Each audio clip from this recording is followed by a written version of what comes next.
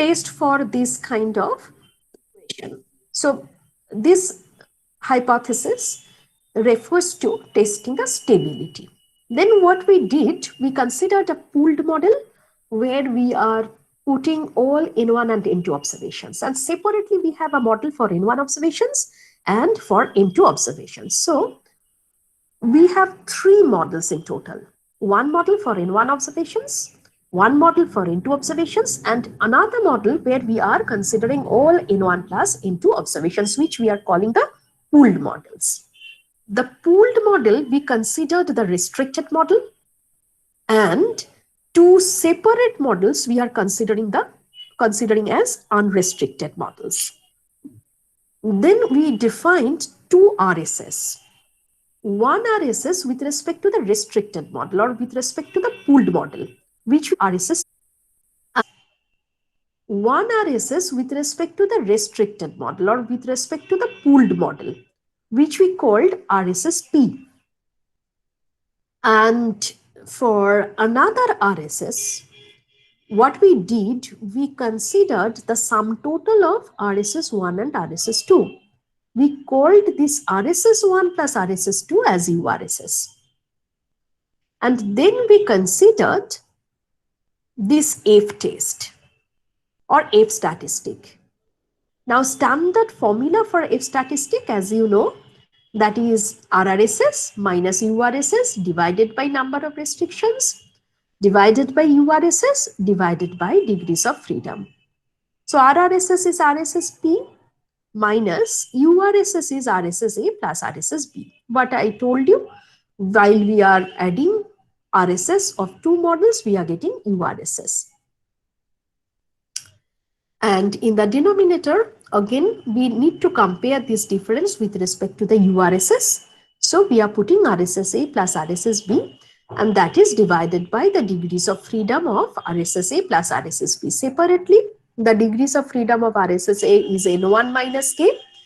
The degrees of freedom of RSS-B is N2 minus K. So the degrees of freedom of new URSS is N1 minus K plus N2 minus K, which is equivalent to N1 plus N2 minus 2K.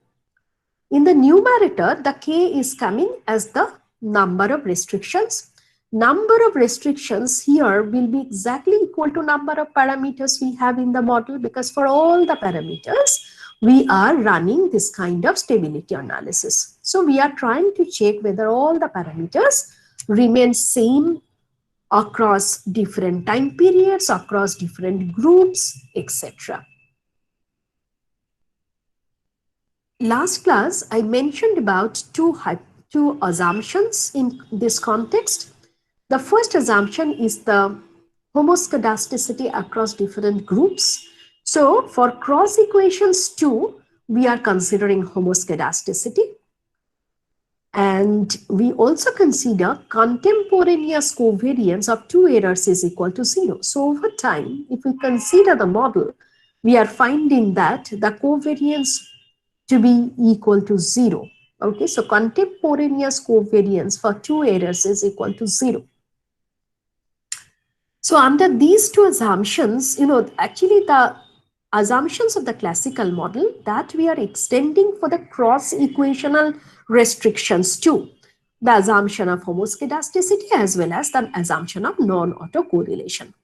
So under these two assumptions, Chow test 1 is giving us this kind of statistic, which will help us to understand whether the model is significant or not. Like any other hypothesis testing context, if this F value is less than the tabular value, we will have the corresponding tabular value as well.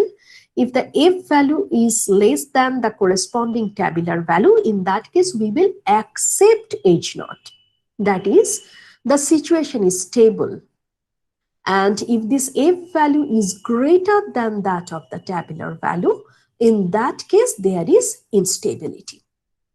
So Chow test 1 finally concludes whether the model is stable or whether the situation is unstable. That is, if I consider the likelihood, as I gave an example, In the last class, the livelihood before lockdown and livelihood after lockdown, if I collect data for these two periods and if we run this test, the chow test will be able to tell us whether the livelihood has changed drastically, statistically significantly after the lockdown or during the lockdown too.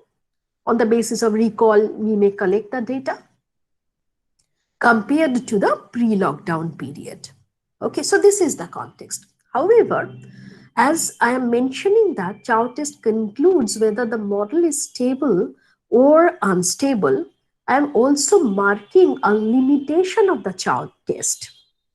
Chow test can tell us if there is instability. However, it fails to locate the source of instability.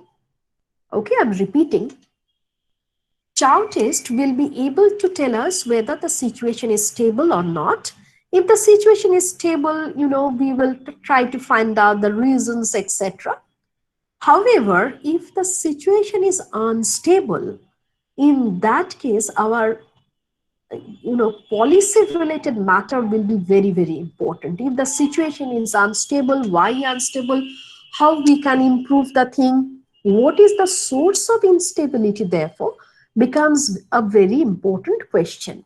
Now chow test will be not able to help us to indicate the source of instability. So in this context, we have to introduce the notion of dummy variable or the notion of qualitative variable. In your last practical class, I think the day before too, Richa talked about the qualitative variable.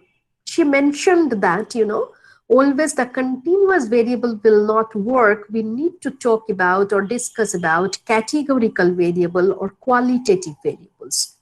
So in our social science analysis, continuous variable or quantitative variables are important. However, the attributes or the qualitative variables, these are very important too. Now, our understanding of qualitative variables or the dummy variables will help us to identify the source of instability if there is any, if it is detected by chow test kind of test. So chow test is good, however, it has limitation. It cannot detect the source of instability. In this context, we bring the issue of dummy variable or qualitative variable. The analysis of dummy variable will help us to detect the source of instability too. So in that sense, that technique will be better compared to this kind of stability analysis. Okay. Now, before introducing dummy variable or discussing the matters related to dummy variables, first we want to talk about the predictive test of stability. Okay, so before shifting that, look at the limitation of the chow test. Chow test fails to locate the precise source of instability, so it is a good test to verifying stability but does not impart adequate information regarding the nature of instability. To do that, one needs to construct a special type of categorical variable which we call dummy variables. Okay, so I hope you are understanding. After completing chow test 2, we have to shift for dummy variable analysis. Our next task will be to learn the dummy variable cases. However, we will do this after the internal assessment. Our internal assessment will be up to chow test 2.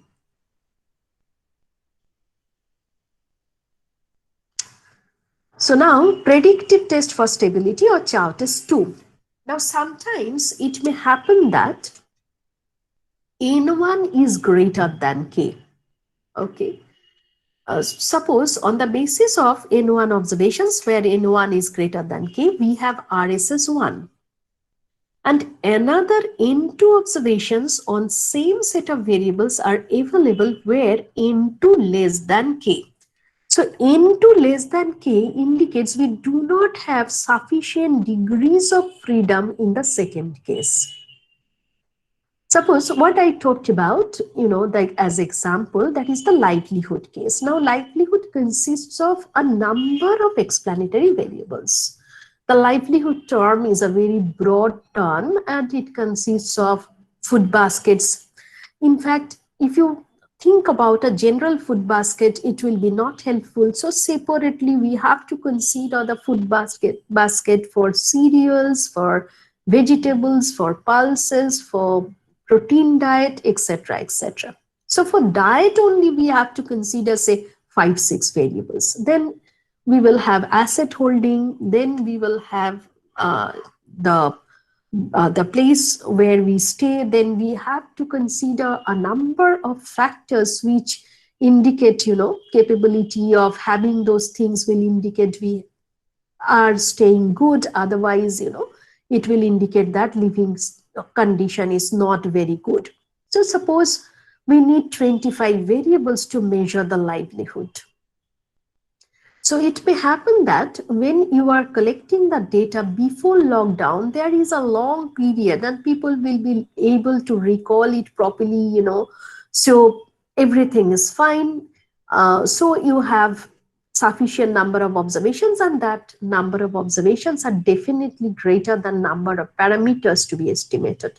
However, if you consider the lockdown period, that period is very small, and it may happen that number of observations you are collecting, that is less than number of parameters. Suppose you have to estimate 25 parameters. However, you have observations, where the number is only 20. Okay, however, the analysis is very important and you need to do it. Suppose this is the context. In that case, we will consider chow test 2. So if we have, or if we face a context where number of observations in one, that is for one group, you are getting sufficient degrees of freedom. However, for another group, you do not have degrees of freedom. Okay, N2 is less than K. One is interested in knowing whether these additional observations, that is N2 observations, are generated by the same causal structure or not. That is, one is interested in verifying whether these additional observations can be predicted on the basis of the given regression relation. So it is a predictive test.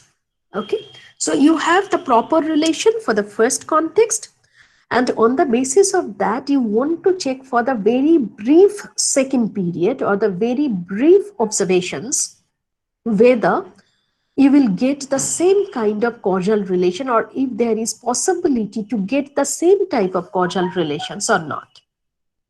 So in this context, we need to apply Chow test 2, pool N1 plus N2 observations to get RSSP. Okay, so this part will be common. The degrees of freedom of RSSP will be given by N1 plus N2 minus K. So for the first period, you are considering the degrees of freedom to be N1 minus K, and then you are only considering the N2 observation. So like Chow test 1, it is not N1 plus N2 minus 2K, rather it is N1 plus N2 minus K. And the degrees of freedom of RSS1, that is the proper RSS you have for the first model, for that the degrees of freedom is N1 minus K. We define F statistic as formula, style of formula is same, RRSS minus URSS divided by number of restrictions divided by URSS divided by degrees of freedom. So style is same, however, the elements are changing a bit.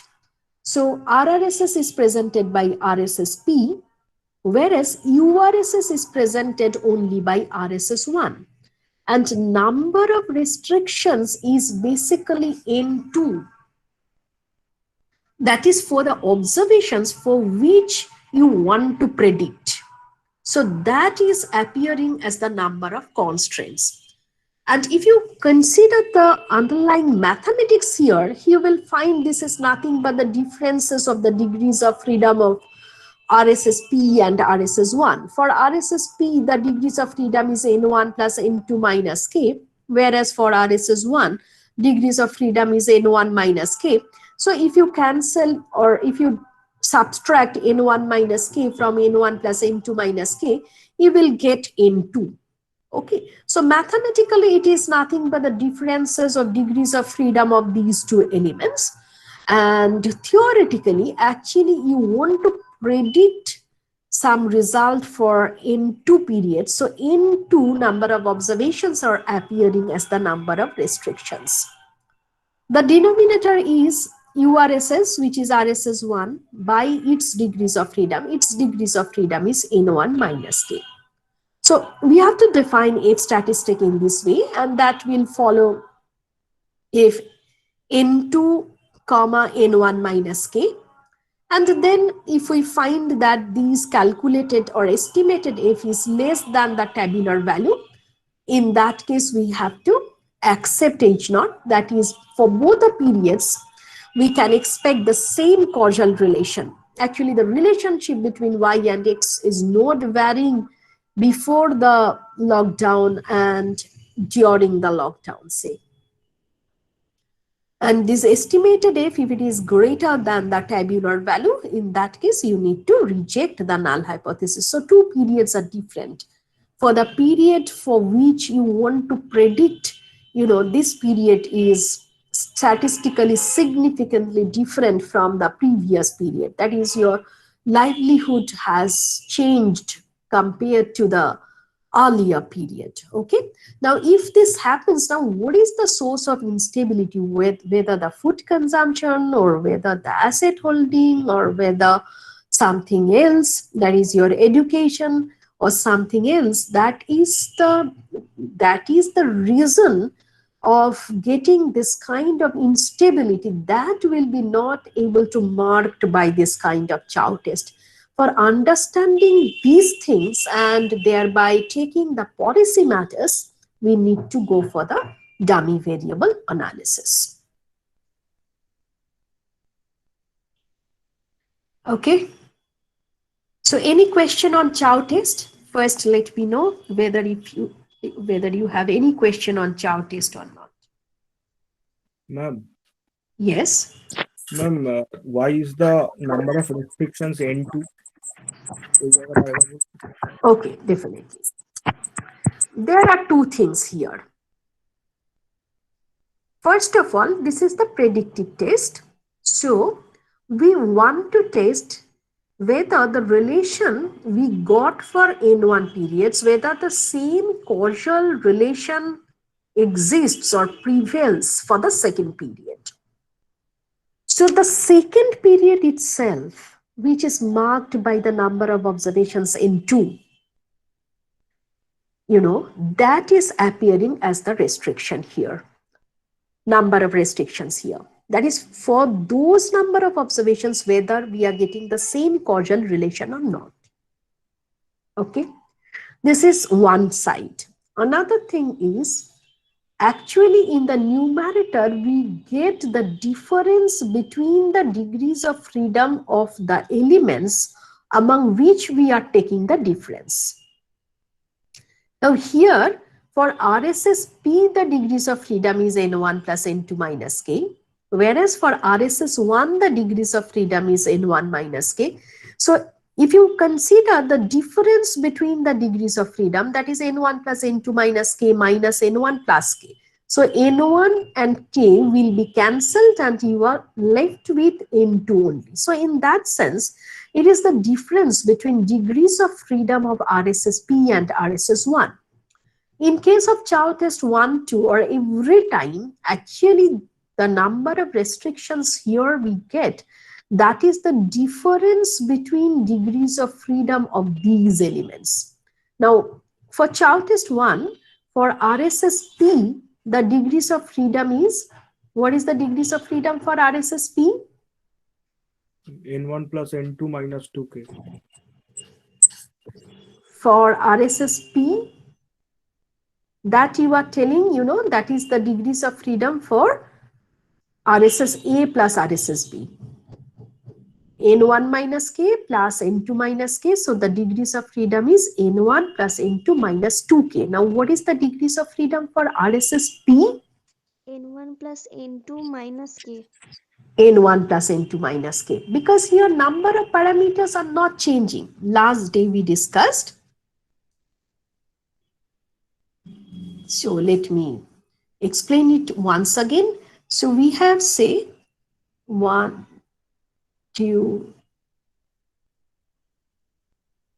this we are calling N1. And then again we have say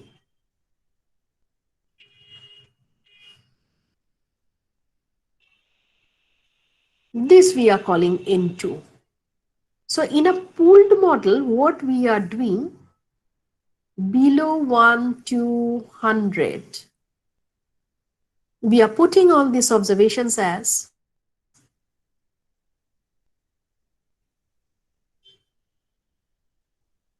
so number of observations, this is becoming N1 plus N2.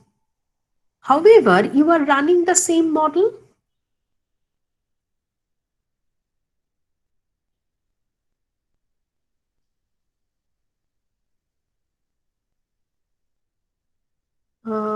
Alpha, beta, gamma, WM say another variable.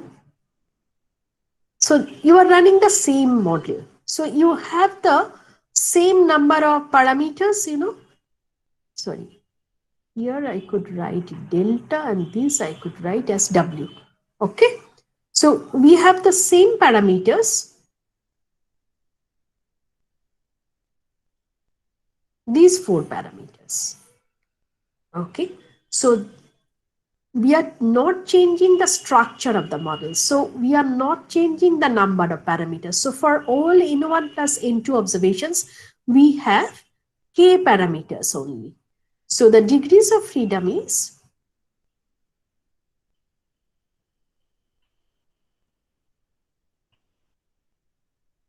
whereas for RSSA, the degrees of freedom is because we are running the same model for N1 observations, N2 minus K. So if you consider RSSA plus RSSB, the degrees of freedom will be N1 plus N2 minus 2K. So if you subtract this part from this part, you will get K. Isn't it? So we discussed this matter last day when we talked about this K. So this is the difference in degrees of freedom of these elements. So same logic is maintained in case of Chow test 2. Additionally, what we are telling that intuitively we are understanding here K should be the number of restrictions because we are trying to assess a test for K number of parameters. However, in case of Chow test 2, we are calling it as predictive test. So we want to predict whether the same relation holds for the second period. So second period or the second cross section itself appears as number of restrictions. Okay. So suppose the first group consists of 10 countries, the second group consists of 3 countries. However, the number of parameters we are considering, that is say 7. Okay. So for the first case, we are getting sufficient degrees of freedom because we are considering 10 countries. However, for the second case, we are considering only 3 countries, number of parameters 7, which is greater than 3. So additionally, we want to check whether for the additional 3 countries, the same relation holds or not. So 3 countries itself, that is appearing as the restriction here. Got the point? Yes, ma'am. Anyone? Any other question?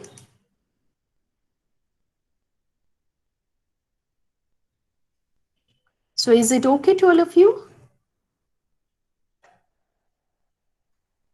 So if it is fine to all of you, so we will go for numerical exercises or we will discuss several exercises, so that you understand how to do the things. I hope you tried the cases which I told you to check in the last class. So did you do all these things?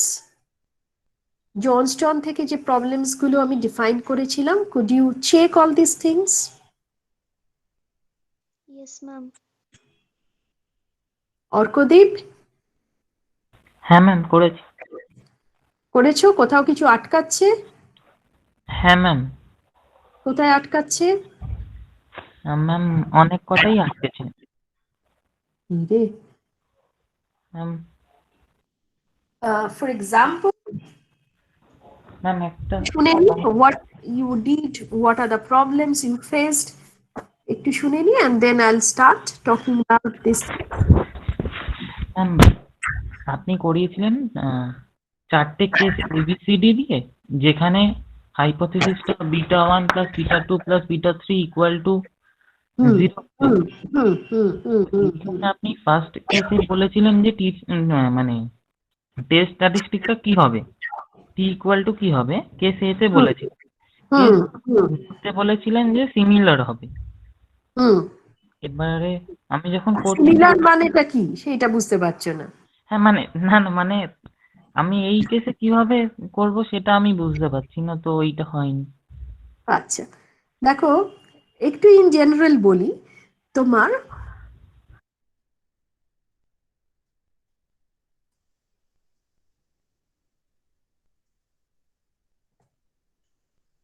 when we test for a single coefficient, suppose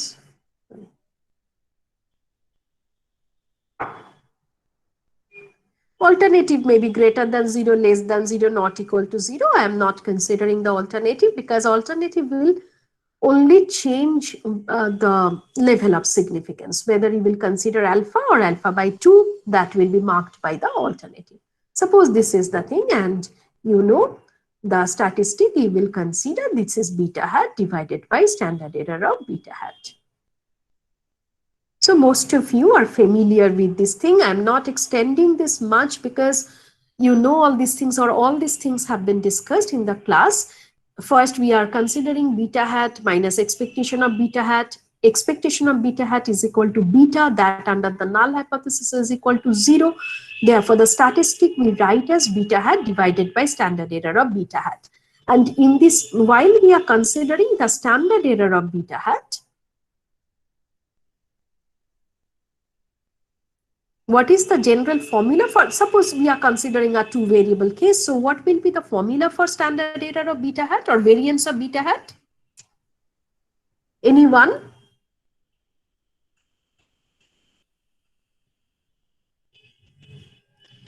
Please, Orkodip, you tell me what will be the formula for standard error of beta hat, or what is the formula for variance of beta hat?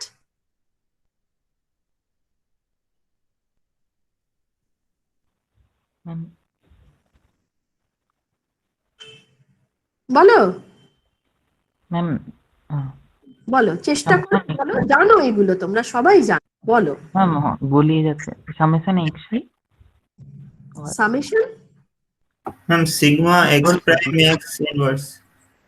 Divided by, okay, so you know what I got as answer,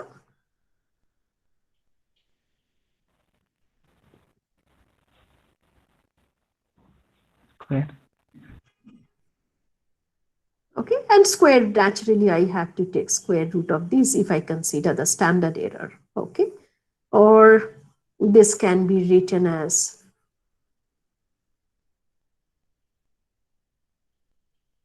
small xi square. Now in terms of the matrix algebra, if I consider the entire variance covariance matrix, in that case we present it as sigma square. Okay, so this is the idea, same thing I am writing. Now the problem is, under all circumstances generally we will not have idea about sigma square.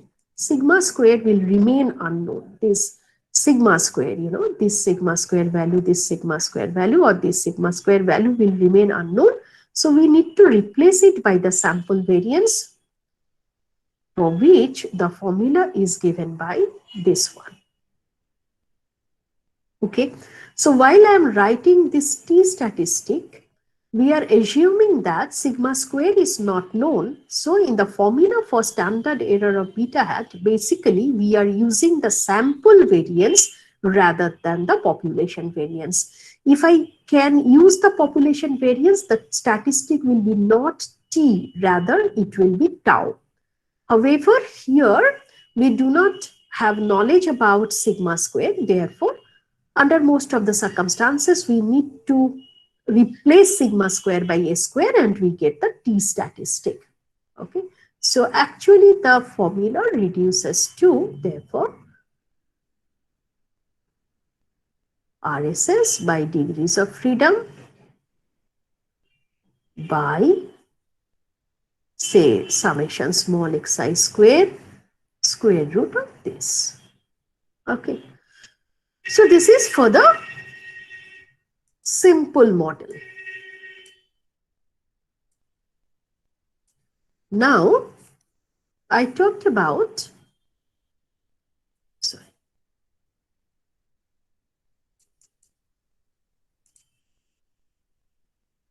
Now, I talked about the hypothesis, say beta 1 plus beta 2 plus beta 3 is equal to 0. Okay. Now, this can be also tested using the similar kind of t statistic. Beta 1 hat plus beta 2 hat plus beta 3 hat. Then we will have minus expectation of beta 1 hat plus beta 2 hat plus beta 3 hat. Now, expectation of beta 1 hat plus beta 2 hat plus beta 3 hat will be beta 1 plus beta 2 plus beta 3, and that will be equal to 0 under the null hypothesis. Therefore, we do not need to write that part. And in the denominator, we will have standard error of beta 1 hat plus beta 2 hat plus beta 3 hat, which indicates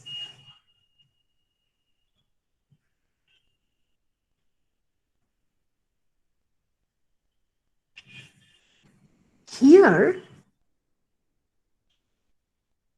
we will have variance of beta 1 hat plus variance of beta 2 hat plus variance of beta 3 hat plus 2 cov beta 1 hat beta 2 hat plus 2 cov beta 1 hat beta 3 hat plus 2 cov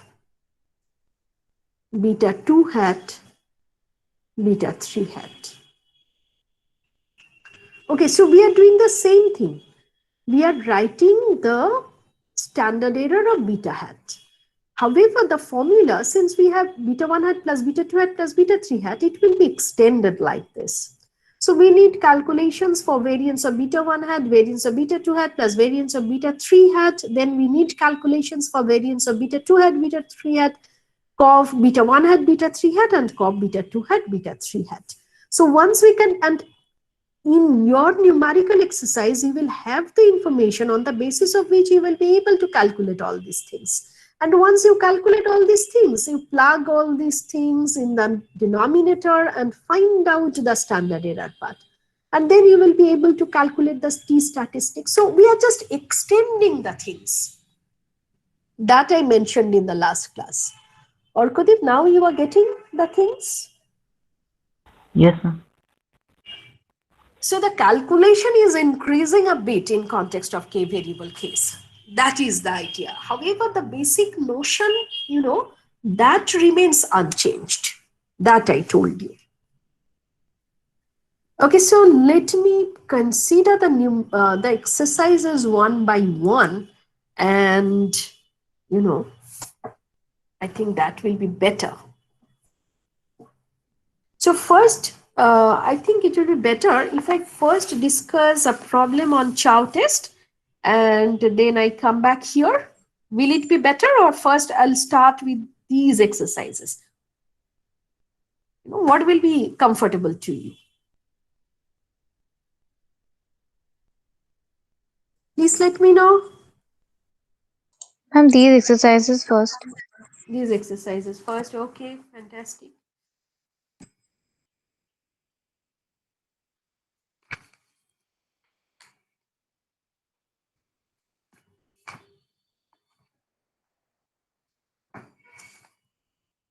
Okay. So before going to,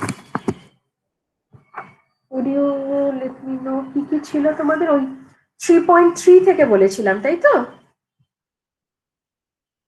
Yes, ma'am. 3.3. Okay. Okay. So let me check, at least if I can cover a few.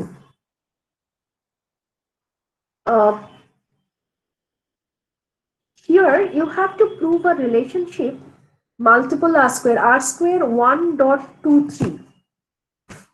1 means y and 2 and 3 are two explanatory variables. So r square 1.23 minus r12 square is equal to r square 13.2 multiplied with 1 minus r12 square. So it is the relationship between the multiple correlation, simple correlation, and the partial correlation.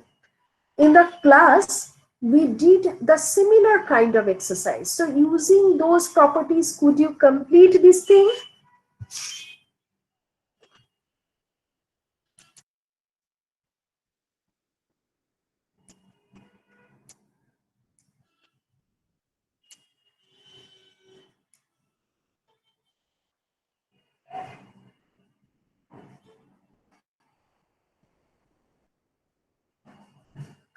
The relationship, this kind of thing. Okay. The relationship between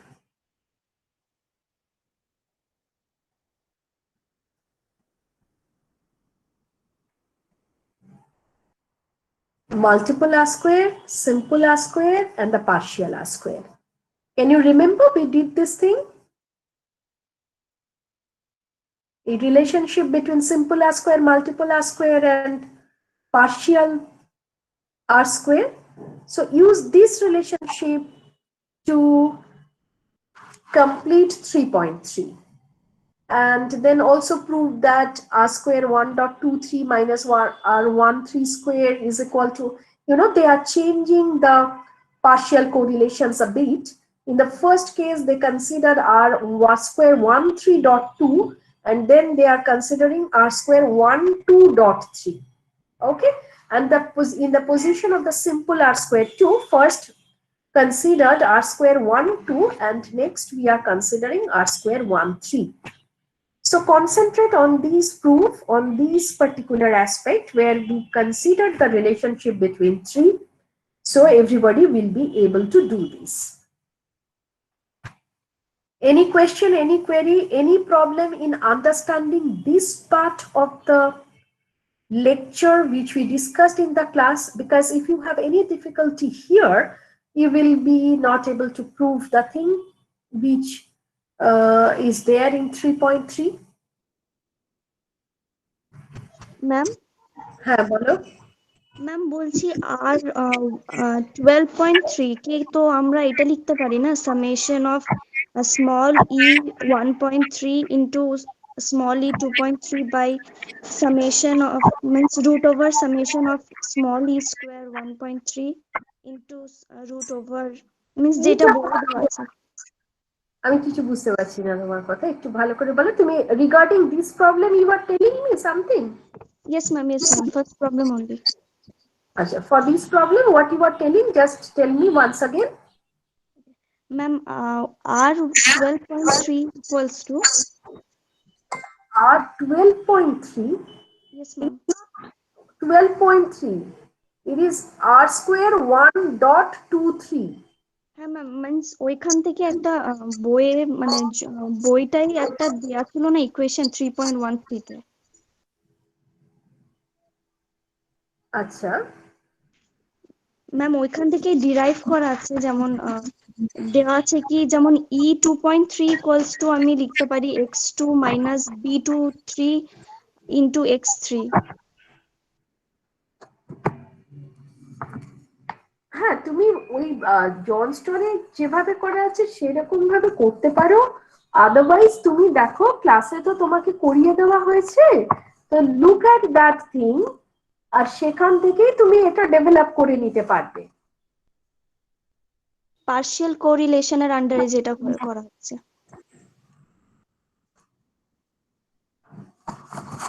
হ্যাঁ মানে তুমি ওই R12.3 ওখানে যে partial কোরিলেশনস define করেছে etcetera, তোমাকে সেইভাবেই follow করতে হবে। ইটস নট দ্যাট তুমি ক্লাসের এই পার্টটা দেখো, the same thing we did, ঠিক আছে, the same thing we did here. So one by one you consider two regression equations. When you have x2 only, then you incorporate x3 there and you define the coefficients accordingly. এইগুলো হয়ে যাচ্ছে তোমার 1.23 here if you follow the notations of this particular problem.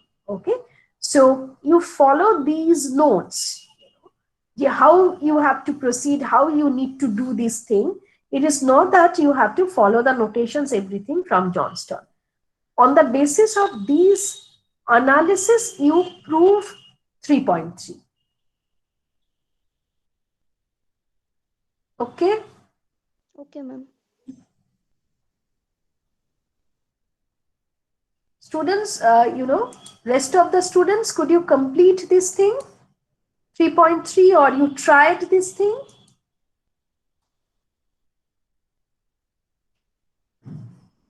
I understood যে নাজমার একটু problem হয়েছে regarding the Johnston's equations etc. For rest of the students, could you do this thing?